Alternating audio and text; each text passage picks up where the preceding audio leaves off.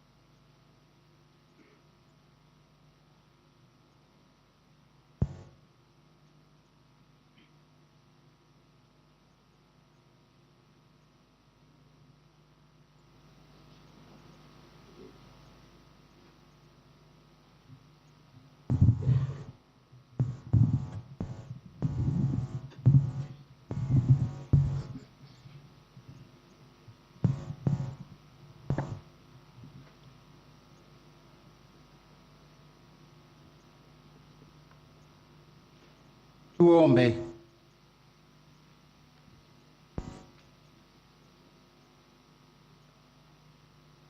Bwana, tumeadhimisha sakramenti ya Pasaka kwa ajili ya mtumishi wako baba wetu Rais Mwai Kibaki. Tunakuomba umjalie aingie katika makao ya mwanga na amani kwa njia ya Kristo Bwana wetu.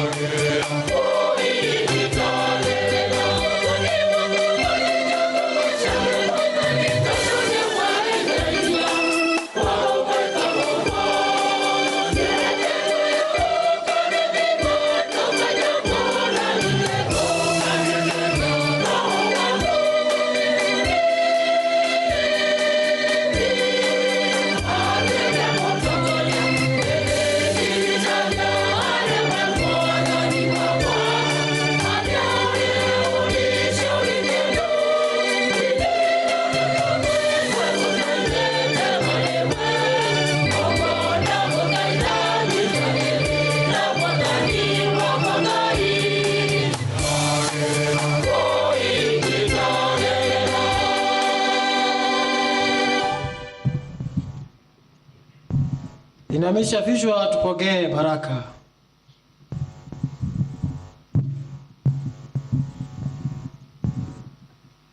Bwana awe nanyi.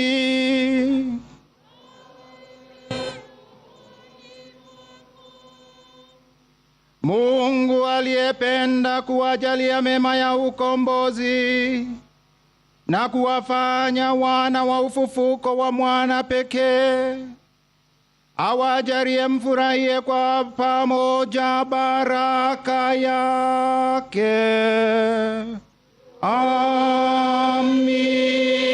Amina. Naye aliyewajalia zawadi ya uhuru wa kudumu wenye mashiriki wa urithi wa uzima wa milele kwa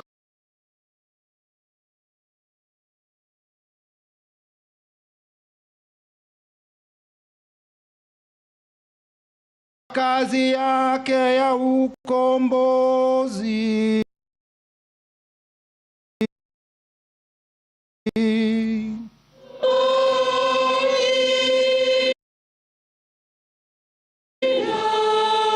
Nanyi mliofufuka katika ubatizo kwa njia ya imani, mstahili kuunganishwa naye katika makao ya mbinguni kwa kuishi kiadilifu hapa duniani.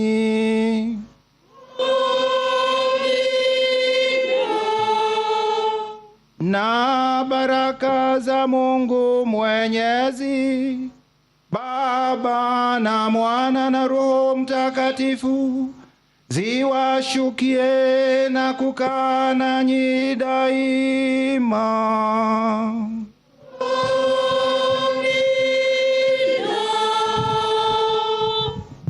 Nendeni na amani. Haleluya, haleluya. Tumshukuru Mungu.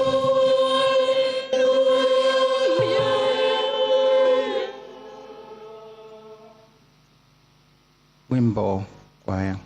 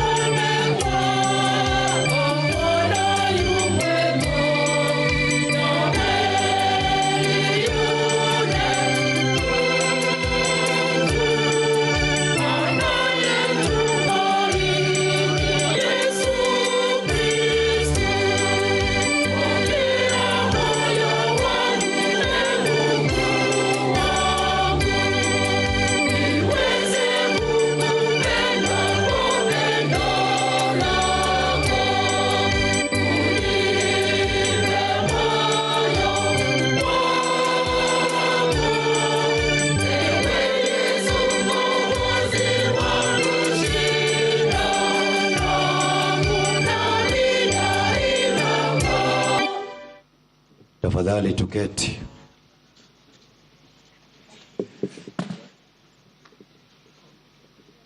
Tukiwa na shukrani kwa kila mmoja wetu aliyopo hapa kwa kushiriki vyema katika ibada hiyo takatifu ya misa ambayo tumekamilisha. Sasa ningetaka kwa heshima kuu kumwalika Baba Askofu Mkuu Anthony Muheria, askofu mkuu wa jimbo kuu la Nyeri, aweze kutuelekeza katika programu ifuatayo. Karibu Baba Askofu.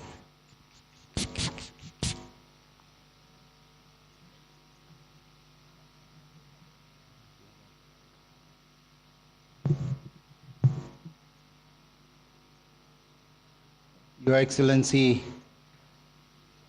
the President of the Republic of Kenya, Uhuru Muigai Kenyatta, Your Excellency, our Deputy President, Your Excellency, our former Prime Minister, all distinguished leaders, especially the governors here present, and all government officials and leaders of all levels. Our dear people of God gathered here to mourn and give a good send-off for our dear father, grandfather, great-grandfather, and mentor president of our country, Kenya.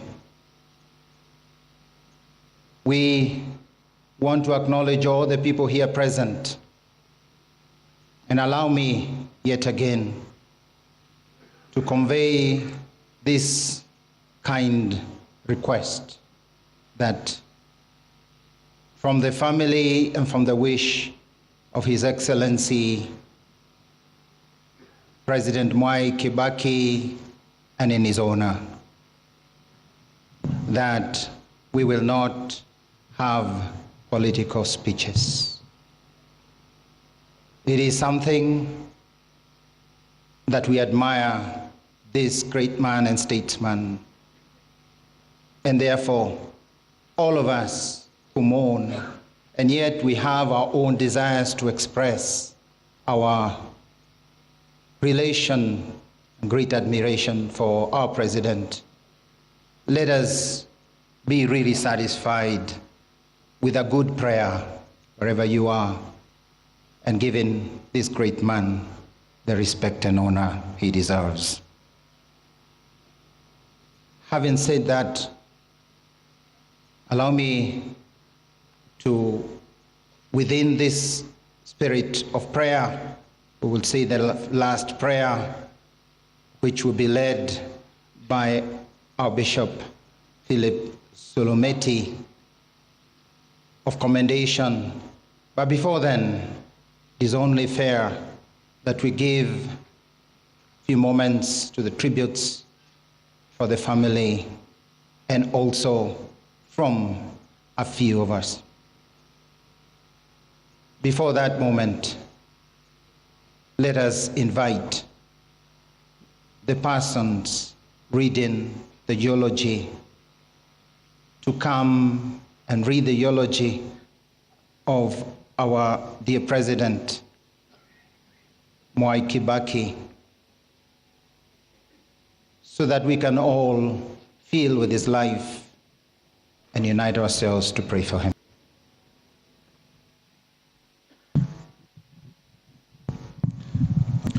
Thank you. Your Excellency, the President of the Republic of Kenya, Uhuru Muigai Kenyatta. First,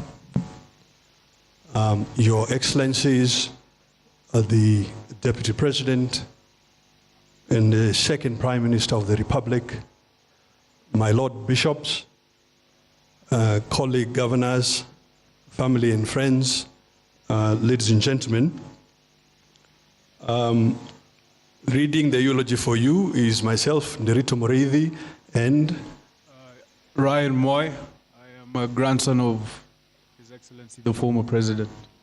Or as he is more popularly known in the family, Big Mwai.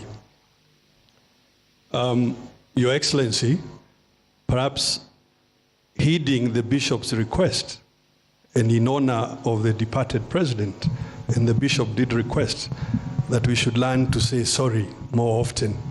May I just request, please, turn to the person sitting next to you and say sorry.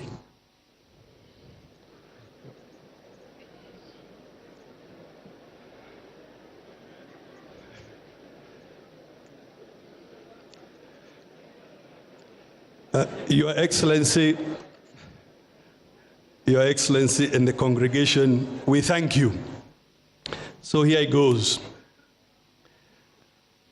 Leo Tolstoy once said that there is no greatness where there is no simplicity, goodness, and truth.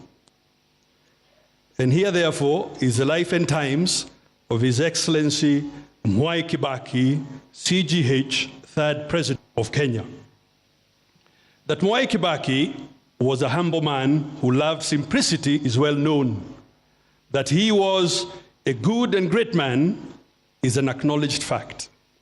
That he cherished truth and fairness is not in doubt.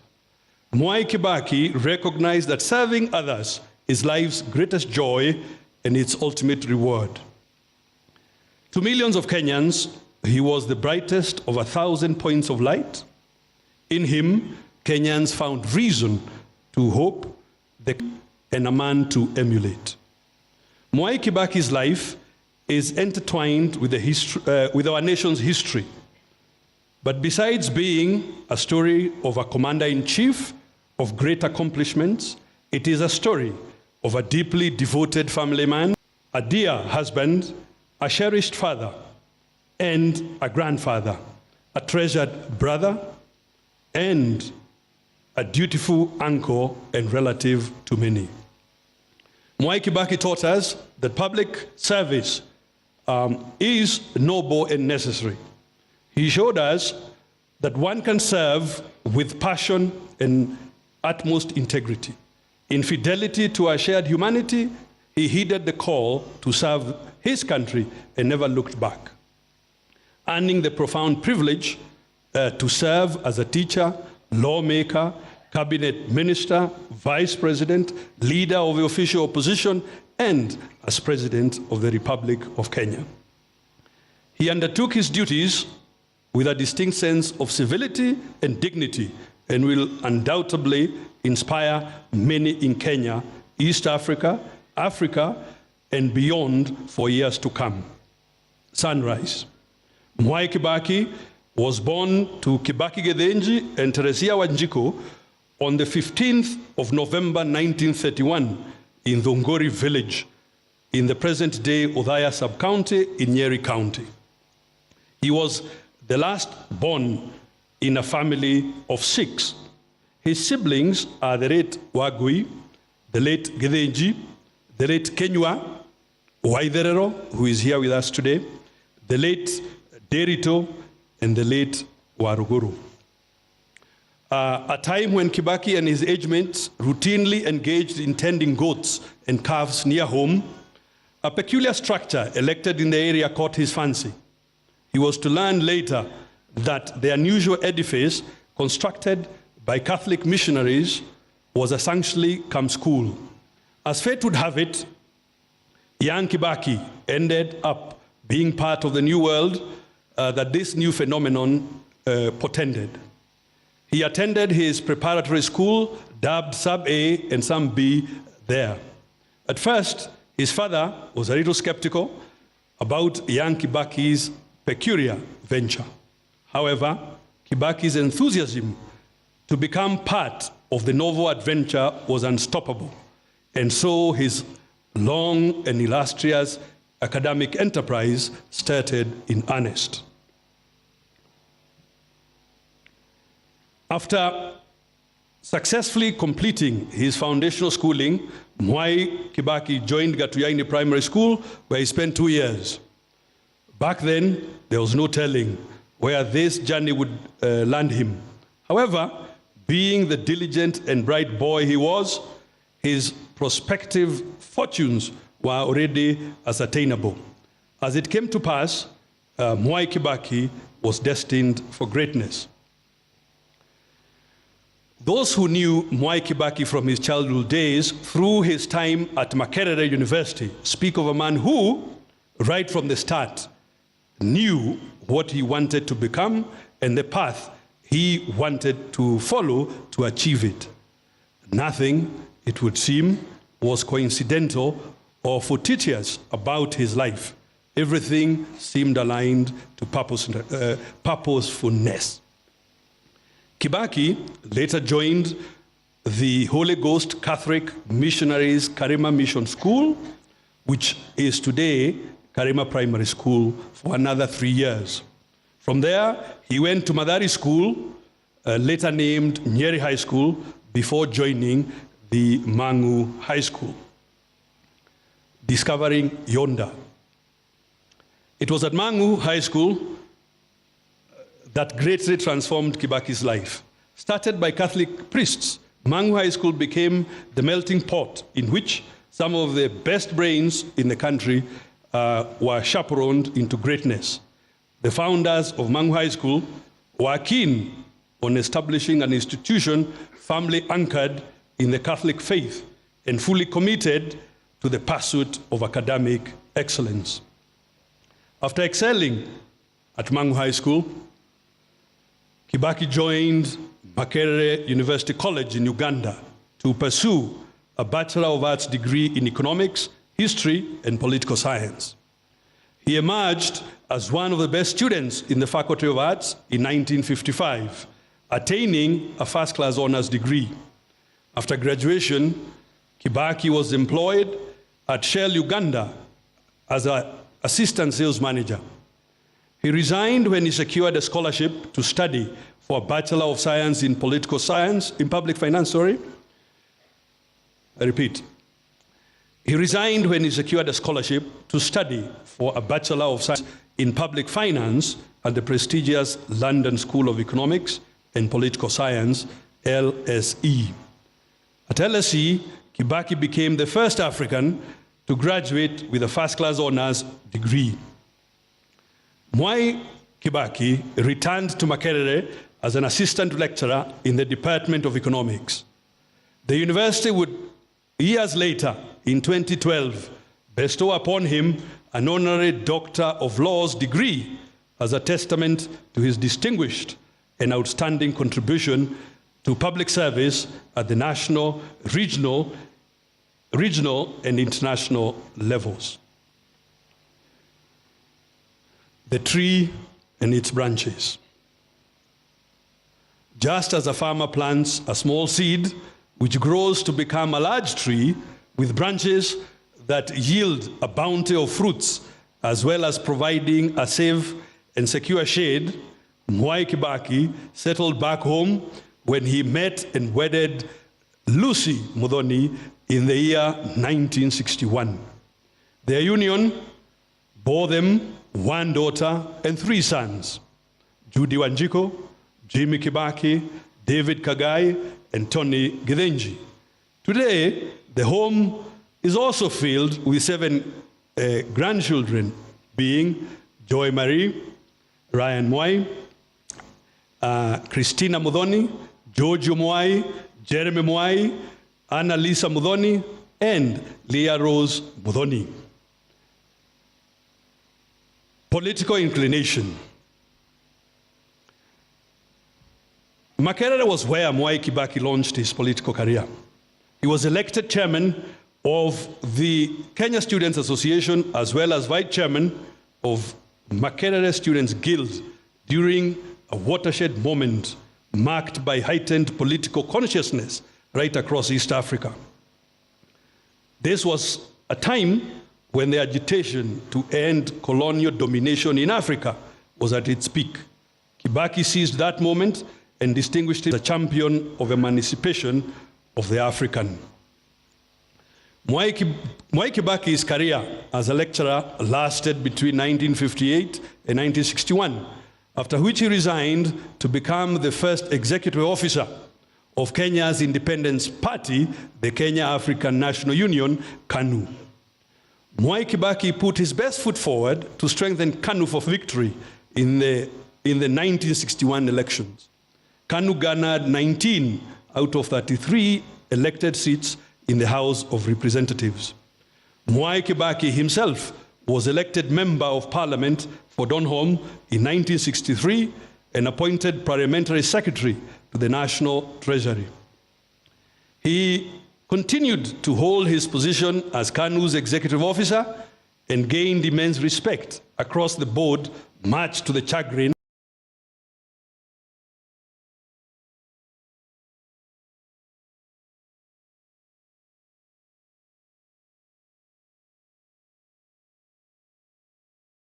of his to proceed. Joining the cabinet, Mwai Kibaki became a full cabinet minister on May 3rd, 1966, when he was appointed Minister for Commerce and Industry. He would 3 years later be appointed to serve his nation as a Minister for Finance. During his tenure at the National Treasury, Mwai Kibaki guided the country through a global economic turndown and managed to steady the fortunes of a relatively young economy to safe shores. Given Kibaki's notable exploits in the arena of leadership, former World Bank President Robert McNamara described him as one of the greatest economic brains to have emerged from Africa. Kibaki's former lecturer at Makerere, Professor Kenneth Ingham, believed that Kibaki had stayed long enough in academia. He would have ended up as a president of the World Bank. A rising star. Upon the demise of the founding father of the nation, President Jomo Kenyatta, in 1978, Kibaki became President Daniel Arap Moi's vice president. Kibaki's star was clearly on a climbing trajectory. While at the Ministry of Finance and later as vice president, Kibaki's adeptness, guided by his economic and fiscal outlook, transformed Kenya's economy. During that period, Kenya benefited from a commodities boom, propelled by monetary policies that led to consistent economic growth. Mwai Kibaki represented his people for 50 years, effectively becoming one of the longest-serving MPs in the Commonwealth. That, though, does not mean he did not have antagonists and detractors. His unyielding resolve to succeed and conspicuous political charm handed him serial victory at the ballot. In 1988, Mwai Kibaki was moved from the twin docket of Vice President and Minister for Home Affairs to the Ministry of Health. He took this unseemly turn of events in his stride. Neither did he cause a stir nor turn into a rebel. In fact, Kibaki went on to tattoo an indelible mark in the ministry when he momentarily waived cost-sharing measures imposed on healthcare service delivery by donors. The 1980s were uncertain times for politicians. The ruling party, KANU, had tightened its grip on dissenting political voices than ever before. Through this difficult stretch, Kibaki maintained an aura of calmness and decency. Opposition leader. In December 1991, Mwai Kibaki announced his resignation from government and formed the Democratic Party, DP. He thus started a new political journey. When Kibaki lost the presidential election in 1992, coming third after the late President Daniel Arap Moi and Kenneth Matiba, he found himself in unfamiliar territory, the opposition. For a man who had been in government all his political life and vice president for a decade, this presented a new opportunity to serve Kenyans. He even brought a fresh wit and humor to the House, and later in his presidency by treating the public to many memorable light moments, usually in Swahili. Kibaki's political triumph finally came in 2002, when the National Rainbow Coalition, NARC, picked him as its preferred presidential candidate. He got more than 65% of the vote. On the 30th of December 2002, Kibaki was sworn in as the third president of the Republic of Kenya on a wheelchair, having survived a near-fatal accident while on the campaign trail hardly a month earlier. He served as the head of state and government until 9th April 2013, when his successor, President Uhuru Kenyatta, ascended to the presidency. Inking history, the indelible mark. No doubt a leading figure in Kenya's post-independence history, Mwai Kibaki won countless hearts of Kenyans. He has many admirers right across the globe, fondly referred to in several quarters as the gentleman of Kenyan politics. Kibaki will be remembered as an insightful and eloquent debater with a unique sense of humor. After Kenya dumped the single-party system in the early 1990s, Kibaki became a leading light in nurturing a political culture of vibrant multi-party democracy. The ruling party was kept on its toes, with Kibaki on the wheel as leader of the official opposition. His role in shaping multi-party democracy is etched in Kenya's history.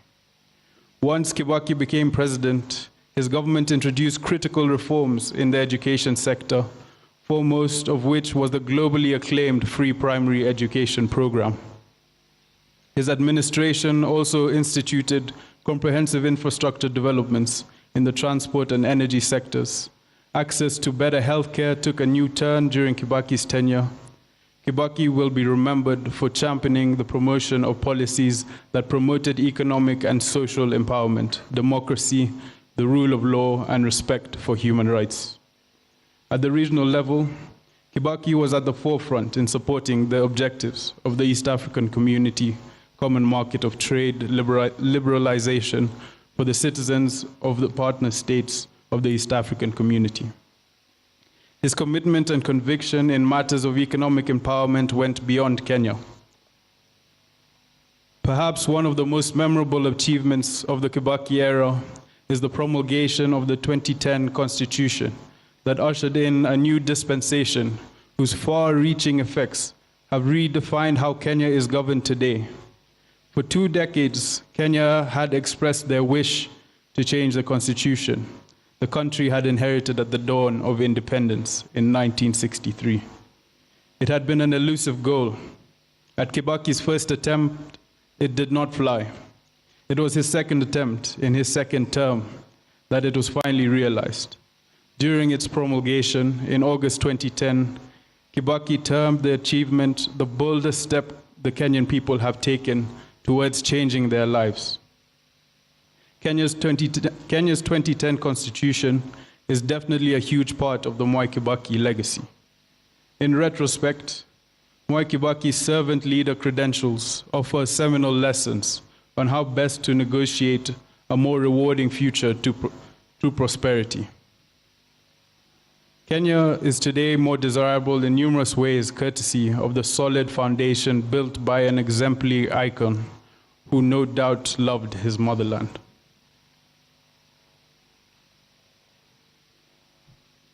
Fare thee well.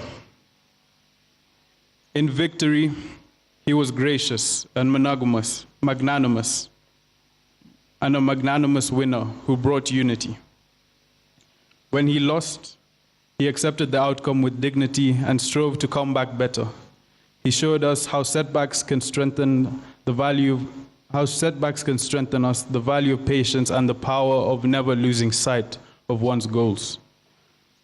None of his disappointments could compare with one of life's greatest tragedies, the loss of his dear wife, Mama Lucy Kibaki, 6 years and 4 days ago. If there can be any consolation as we bid farewell to Mwai Kibaki, it is that he has been reunited with the love of his life, as well as with his departed parents and siblings. Mwai Kibaki knew how to be a true and loyal friend. He honored and nurtured his many friendships. He taught us what it means to protect one's family as a husband, father, and grandfather, as well as what it means to be leader of formidable accomplishment. We honor and rejoice in the lifelong companionship he enjoyed with his now departed wife, Her Excellency Mrs. Lucy Kibaki, and his love for his immediate and extended family.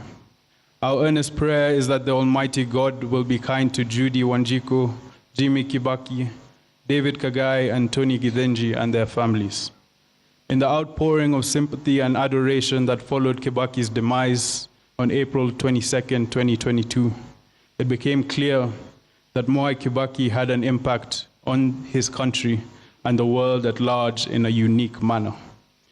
His ingenuity in matters of economic management, his deep love for his country and dedication to its transformation, and his defining character as the gentleman who stood tall above all the muck of politics became the common chorus of the millions of people who mourned this outstanding son of Kenya and the world.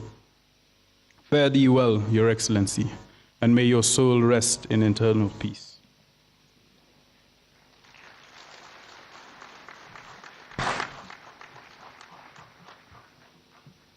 Allow me to make an unusual request. Kindly, would we be upstanding after the eulogy of this great statesman? And kindly, can we applaud him so that we can usher him in this way into heaven? And all of us have a participation in the eulogy.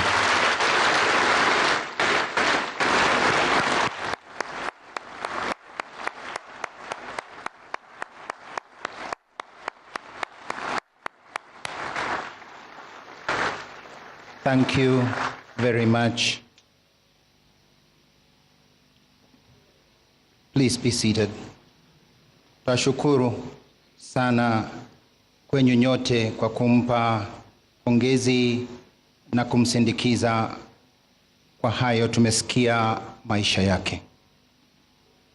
We will only do a few tributes, mainly from the family, who have kindly requested that they make a few tributes. It is a large family, so they will only, representatives will come up to make some brief tributes. Kindly, may I now ask, still in this spirit of prayer, that we invite Madam Judy Kibaki to make her tribute. She will be followed also by the family members thereafter of the family and of the extended family. Kindly now, I invite Judy Kibaki to just make a tribute to her dear father on behalf of the whole family.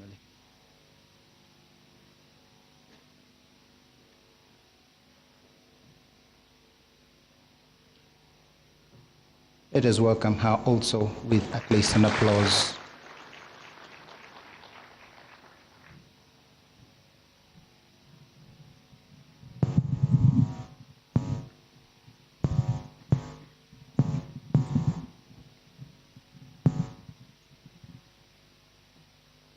Good afternoon, ladies and gentlemen. My name is Judy Wanjiko. I am the daughter of the late President Mwai Kibaki, and I wish to make this tribute to a very special man, my father. Mr. Mwai Kibaki was known by many names. His Othaya constituents called him Mheshimiwa. For the first 30 years he was in government, he was also called Waziri.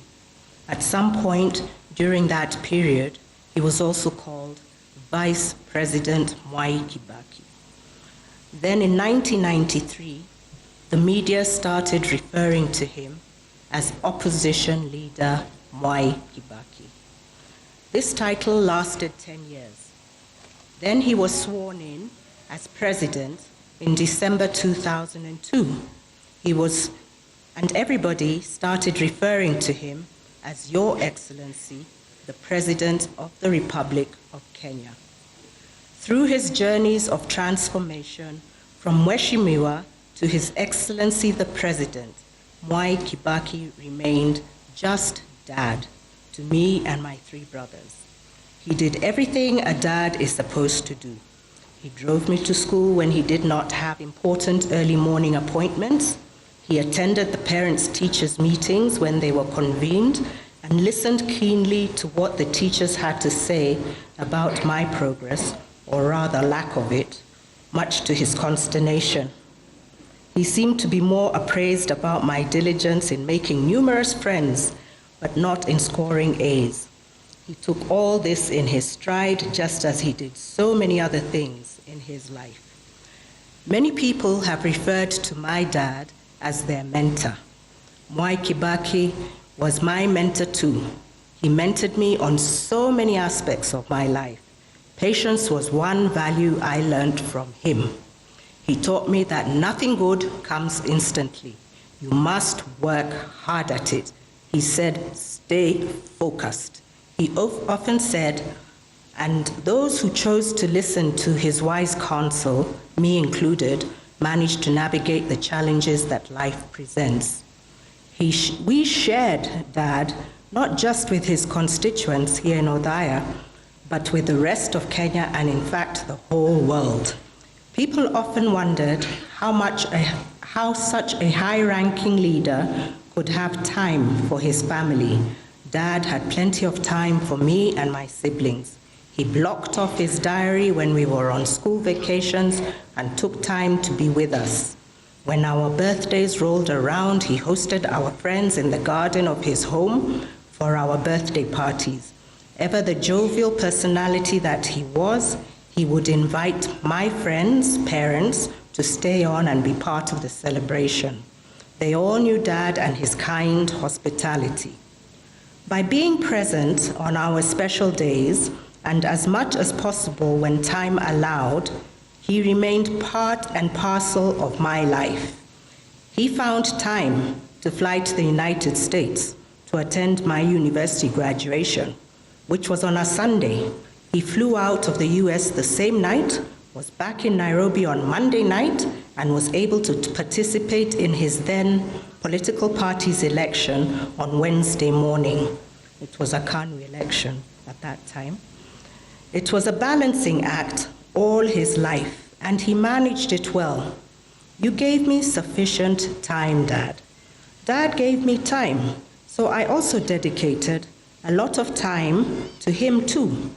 Just as he supported me through my formative years when I was through with education, I spent a considerable amount of time supporting him in the development of his assets, something which I enjoy doing even today.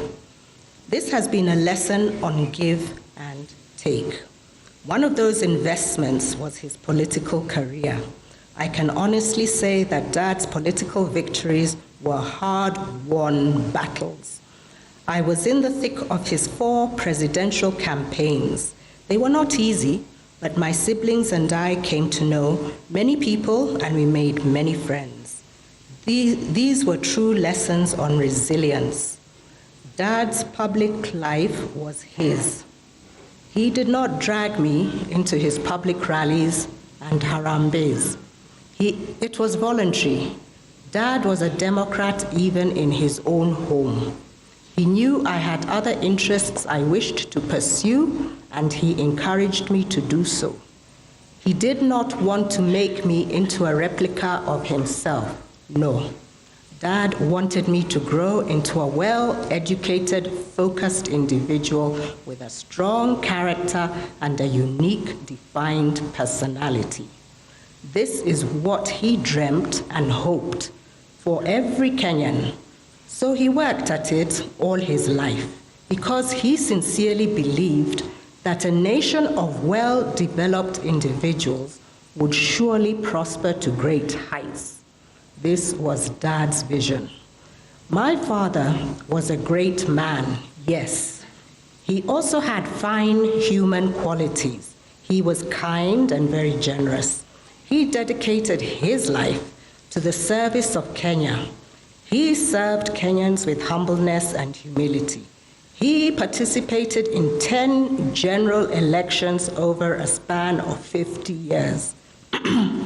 Each time going back to request his constituents to re-elect him as Member of Parliament to enable him to continue serving them. Each time they did re-elect Dad because they believed him and he lived up to his promises. I can say there are many lessons that can be learned from my dad's life. One of the more important ones is that victory can be gained peacefully. Dad was peaceful at home and in his work. Your work has been diligently done, Dad. You carried yourself with so much dignity. I am at peace. Rest in peace, Dad. I will always love you.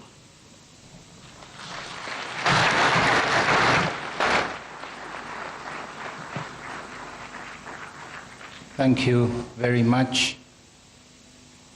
We continue with the tribute to the family.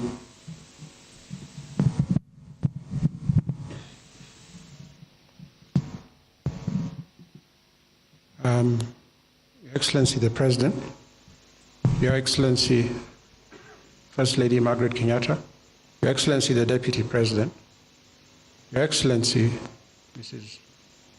Rachel Ruto, the Right Honorable former Prime Minister Raila Odinga and Mrs. Ida Odinga, ladies and gentlemen, before I give my tribute, I just want to call Mr. Jimmy Cairo. I know I'm breaking protocol, but Your Excellency, please indulge me. There's a reason why I am calling here. Jimmy, are you around?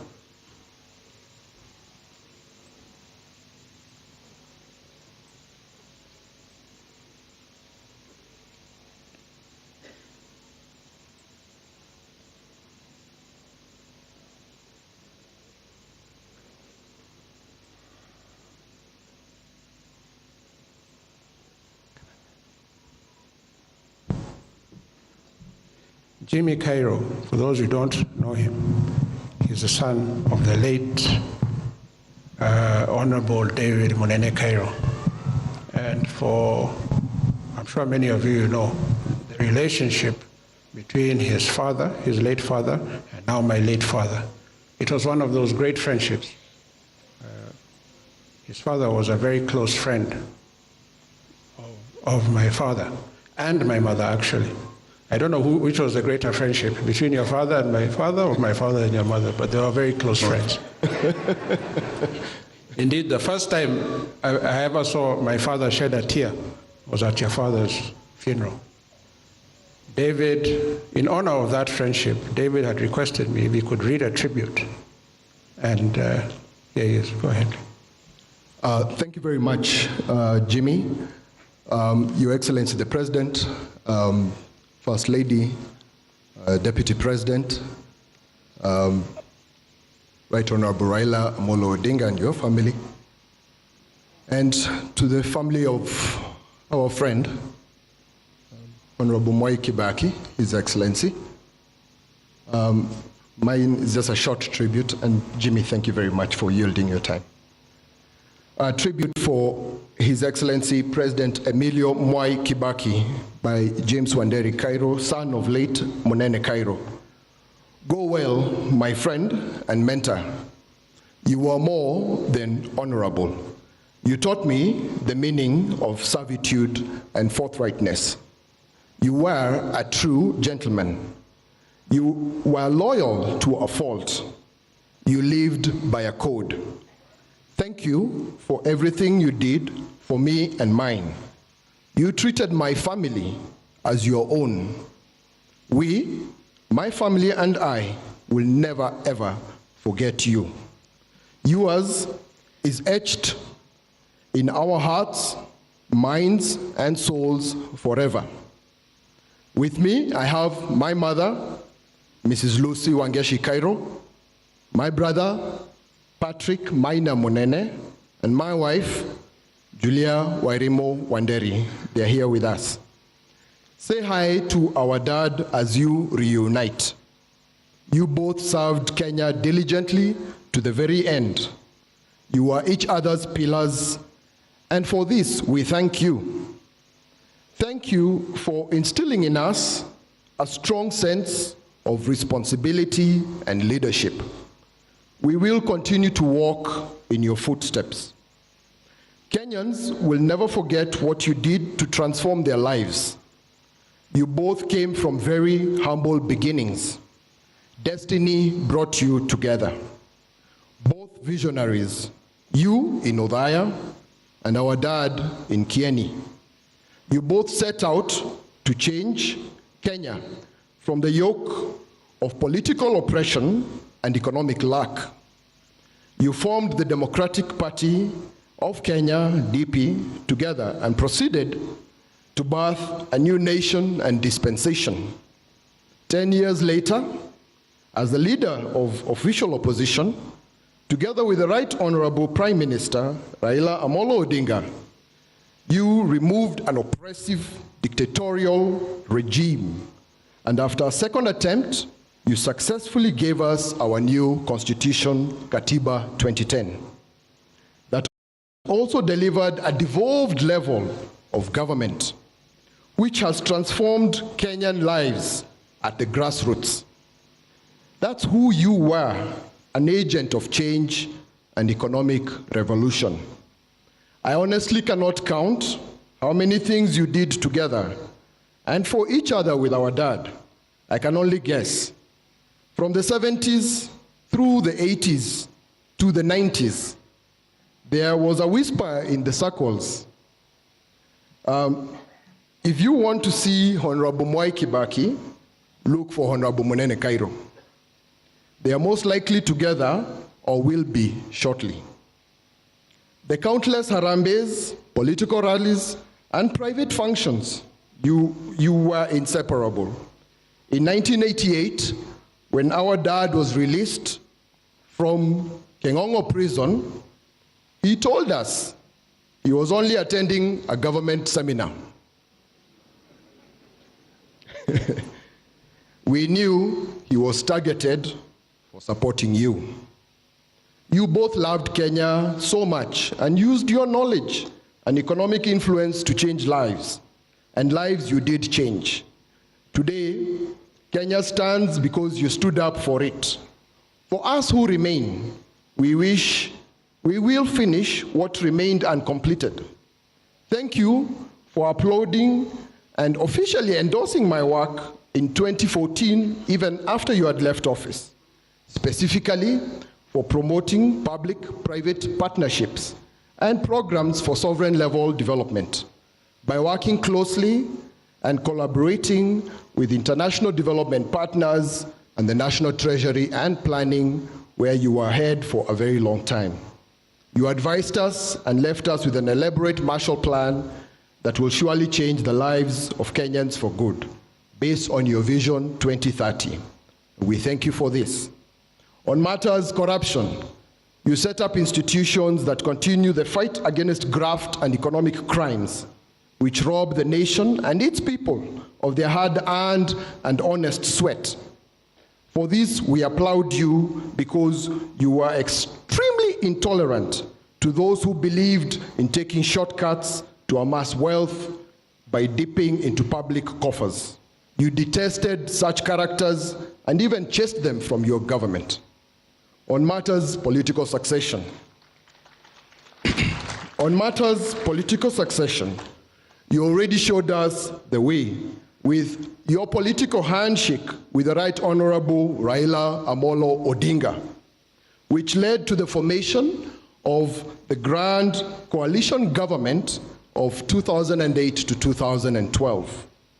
His Excellency, President Uhuru Muigai Kenyatta, repeated the same some 10 years later in 2018 and proceeded to establish the Building Bridges Initiative with the Right Honorable Prime Minister, my good friend. You both showed Kenyans that they can work together and prosper together, especially when they put their political differences aside. You brought the country together once in your life, as you have once again brought it together with your passing. Thank you for your continued calls for national unity, peace, reconciliation, and tolerance. We are indeed our brother's keepers, and we know what your last wishes were for the future leadership of this country. Last but not least, You were a great man of faith and a devout Catholic. You walked with God all through your life, and your life was a testament in itself of God's hand. May Almighty God and His Son, the Lord Jesus Christ, our Savior and Redeemer, receive your spirit and reward your soul with eternal life. Rest in peace, Your Excellency, President Emilio Mwai Kibaki. Thank you.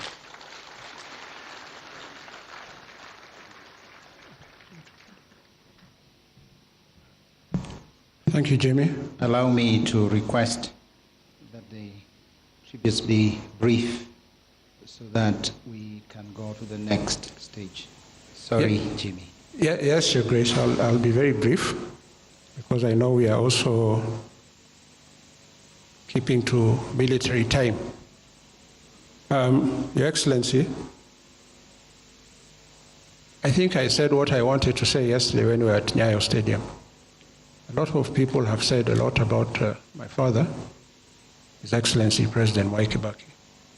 And the tributes have been accurate, they have been heartfelt, and we have received them as a family in the manner that they deserve. But I think I might just want to give a bit of insight into,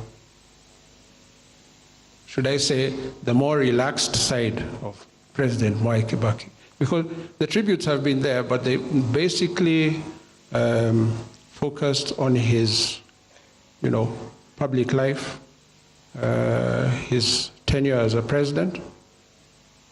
But he was so much more than that. Or at least those Kenyans, I would say, who are above 55 years of age and had the privilege of growing up under the parentage of this generation. In my estimation, this was Kenya's finest generation.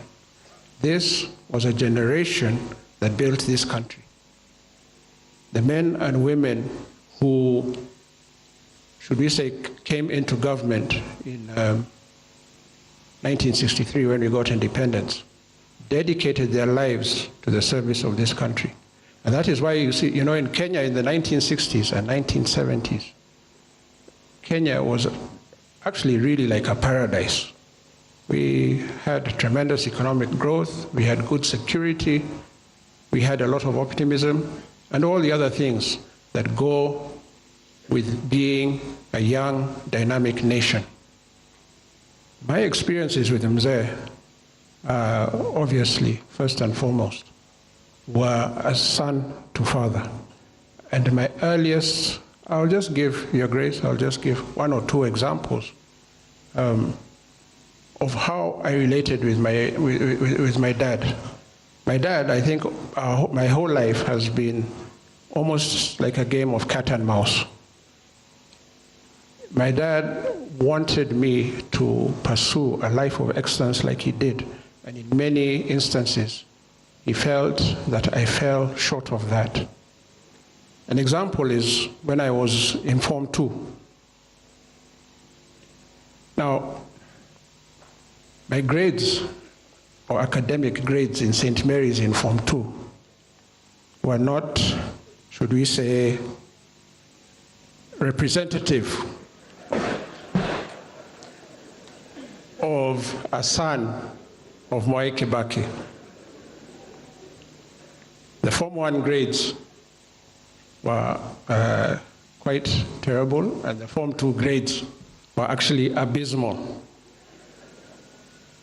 So I went to take my father. We had this thing where we got our school reports, and each one of us would go into his sitting room because he had his sitting room, and we would sit with him and give the reports. Judy gave her report. Judy, by the way, at that time she was in Form 3. I think she was almost a straight A student. Maybe she got 1 or 2 Bs, but the rest were As. Then we had David. David in school, from primary school to high school, he was an academic genius. I think in academics he took after his father. Tony, that time you were a small boy, so you were not involved in this. But my mother made it a point that I be the last one to give my report. Mzee looked at my report, and I remember him going back up to the top of the report where your name is, because I think he was wondering, this must be a mistake. This cannot be my son. Then he asked my mother, these grades, which I'll not repeat here, please, I need to keep some dignity. He said, this is out of what? Is it out of 50 or is it out of what? My mother said, this is percent. So Mzee gave me one of those looks, which I'm sure, Your Excellency, you've come across those looks when he's very angry, because he doesn't shout, but he gives you one of those piercing looks. And he said, you know, Jimmy, let me tell you, let's do this, eh? Forget about this school business. Let me take you to Naromoro, our farm there. Look after my cows, and I'll pay you a small wage. It won't be for free. And I think when he saw me actually contemplating that,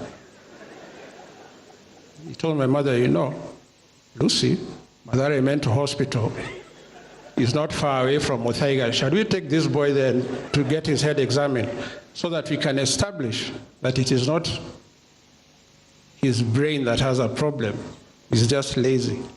And I can tell you, he was quite annoyed, and he told me, you know, what we're going to do now, we're going to talk to the priest at St. Mary's, and you're going to repeat Form 2. And I was like, repeating Form 2, and I've been bullying those Form 1 kids. That's not an option. But to cut a long story short, I studied like crazy, and my third term grades were actually very, very good, quite respectable. But he told me, you know, if you don't maintain those grades, you are going to be forced to repeat, and you'll be forced to repeat without warning. So throughout the rest of my high school, I decided to apply myself, because you never knew when the report actually met his standards, or whether you'd be forced to repeat.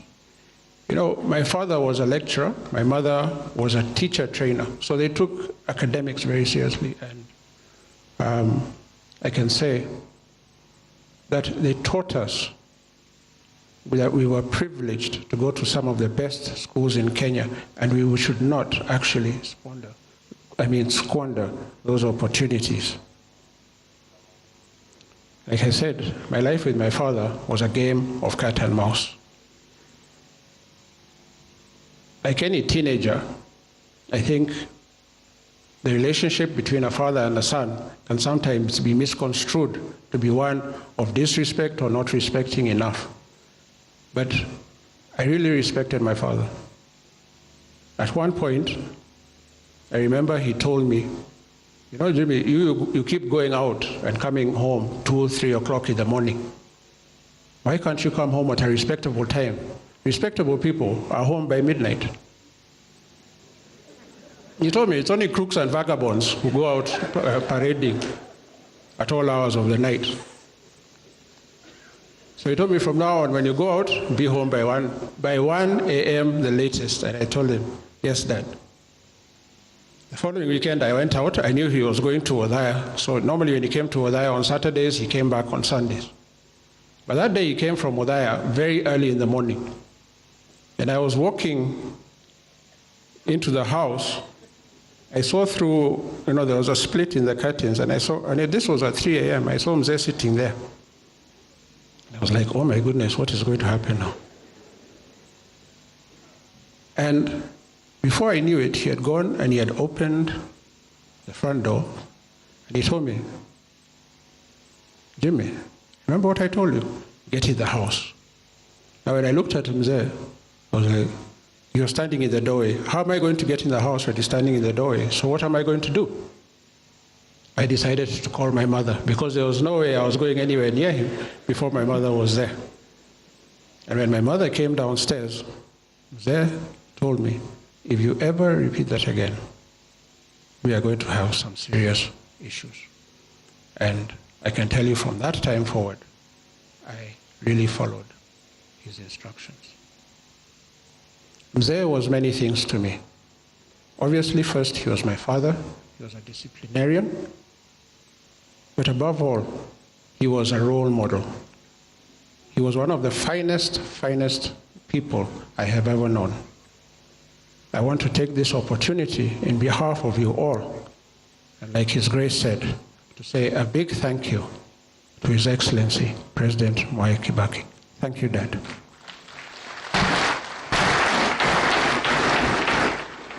Thank you, Jimmy.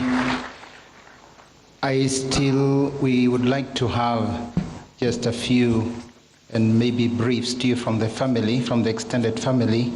Allow us to call John Kibaki, the nephew, I think he's Forester, to make, please, just a brief tribute on behalf of the extended family. Karibu.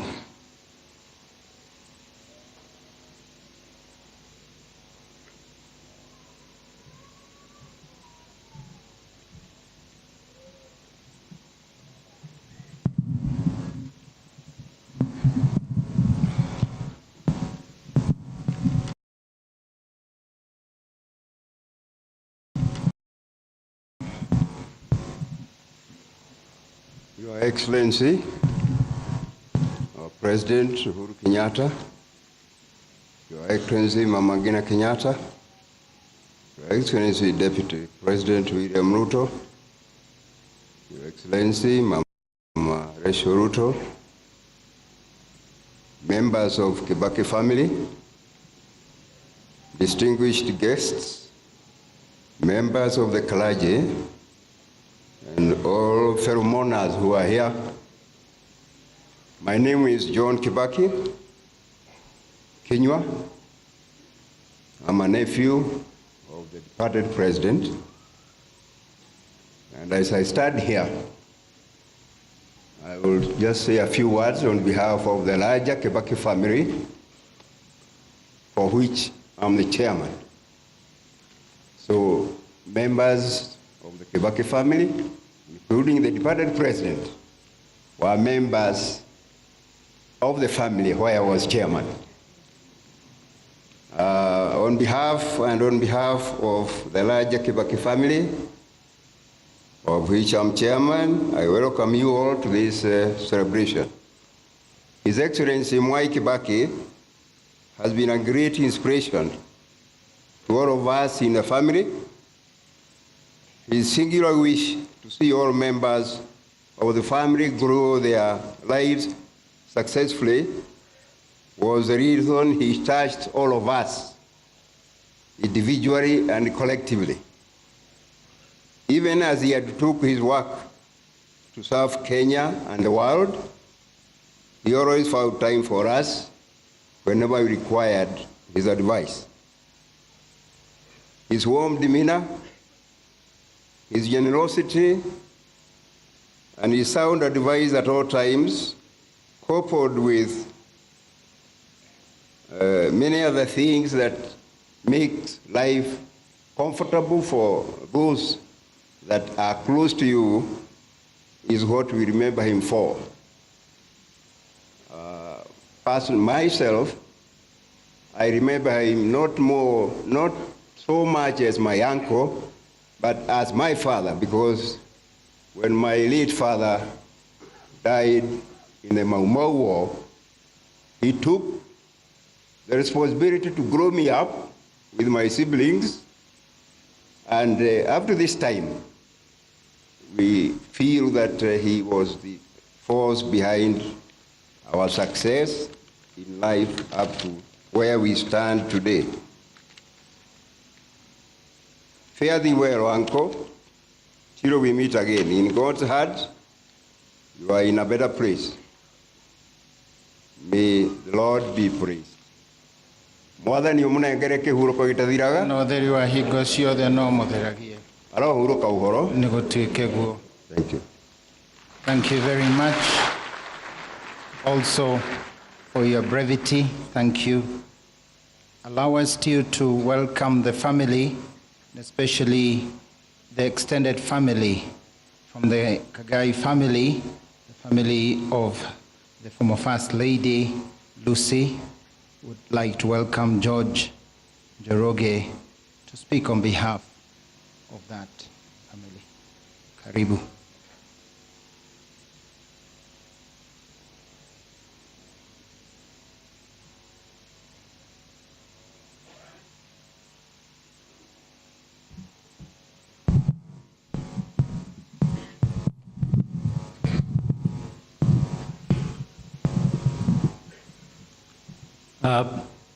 Good afternoon, everybody. Your Excellency, Uhuru Muigai Kenyatta, the President of Kenya, and the First Lady, Margaret Kenyatta, and the Deputy President of the Republic of Kenya, all the dignitaries, ladies and gentlemen, good afternoon. Ladies and gentlemen, I'm afraid because of the constraint of time, I've been requested to waive this opportunity and allow Ambassador Solomon Karanja to talk, to give his tribute, because he's been working with His Excellency President Mwai Kibaki for many years, and they have done very many things together. And because we don't want to lose time, as His Grace has requested, I'm extending this opportunity to Solomon Karanja, Ambassador.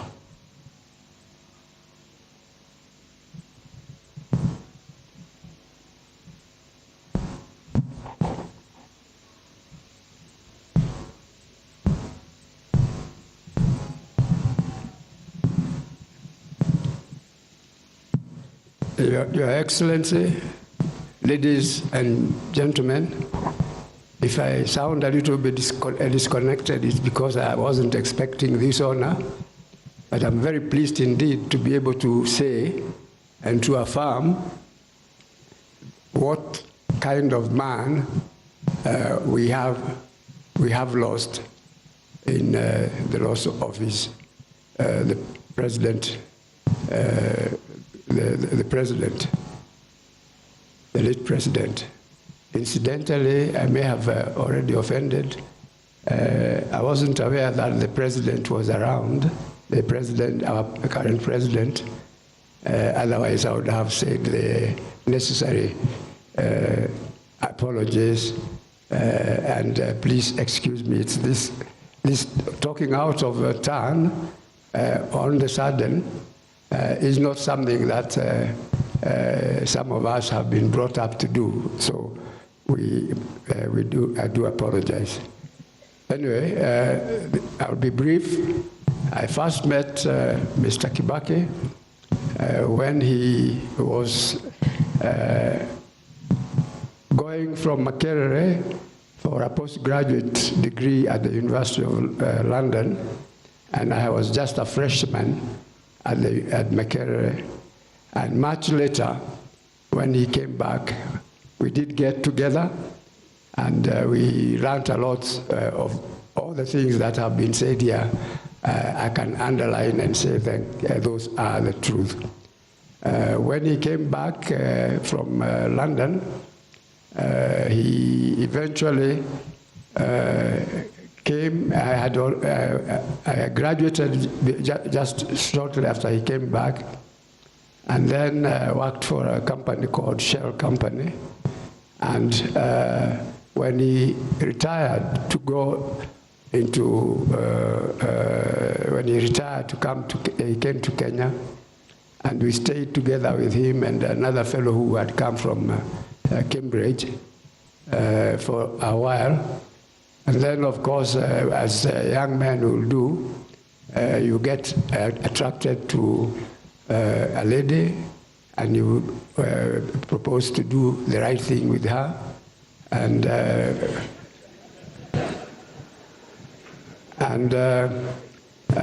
those who used to visit us with Mwai and Karemi, I think the other one was Karemi, the ladies who used to come and say jambo to us, we eventually married them. I married my wife,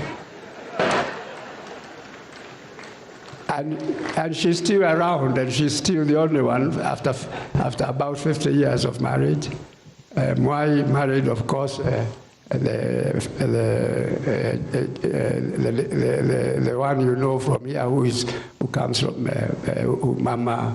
We call her Mama, Mama Jimmy or Mama any of the other boys, and well, as I say, speaking off the cuff, all I can say is that this is a great man. He's also kind, because I remember when we were students and he had a little Volkswagen when he was teaching at Makerere. And occasionally when we wanted to go to Kamulu's was a nightclub, a nightclub that was quite frequently attended by university students. And of course, university students had to be back into their room by midnight. Now, if you are lucky enough to be close to Mwai,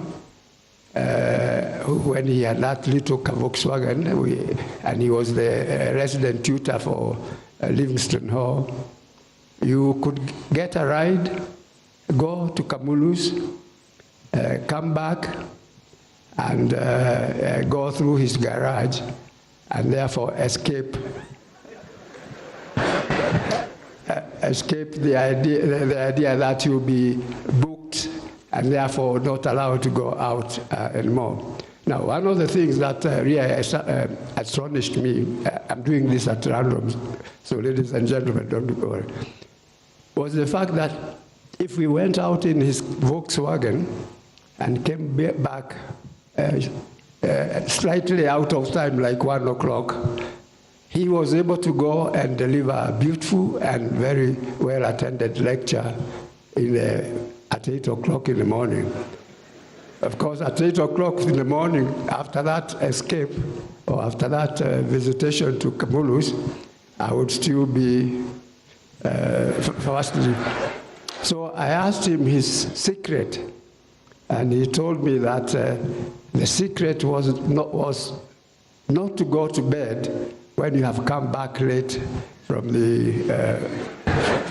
from wherever it was, but to do so after you have done your job. So he used to go to the university lecture rooms, deliver a beautiful lecture, and then when he comes back, apparently that's when he went to sleep. Now, this random remembrances can go on and on. So thank you very much for giving me a chance to say goodbye to him. That was a very humane recollection of an elder. Thank you very much, Solomon. Our last, bado tuko katika hali ya kumkumbuka baba na rais wetu Mwai Kibaki. Naomba kwa heshima, wa mwisho ni aliyefanya kazi naye na alikuwa rafiki wa karibu zaidi, Ambassador Mudhaura, for a brief tribute. Kindly, Ambassador, on behalf of all those who worked closely with him in government, Ambassador Mudhaura.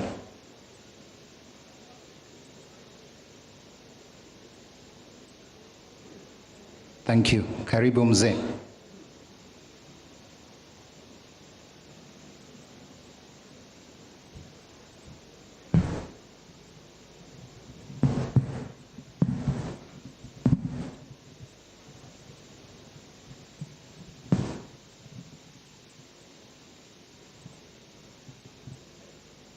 Your Excellency, the President of the Republic of Kenya,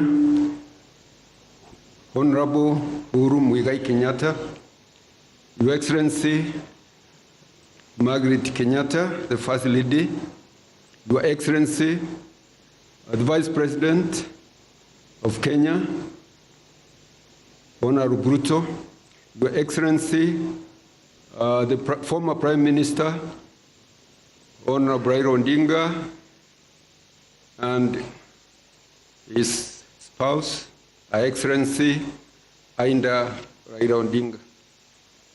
Your Excellency, not Your Excellency, Your Lordship, the Bishop of Nyeri, May we kindly ask, tunauliza wananchi wote tuweze kutulia, bado tuko katika hali ya maombi, na tusikize kumbukumbu ya baba yetu. Tafadhali wananchi.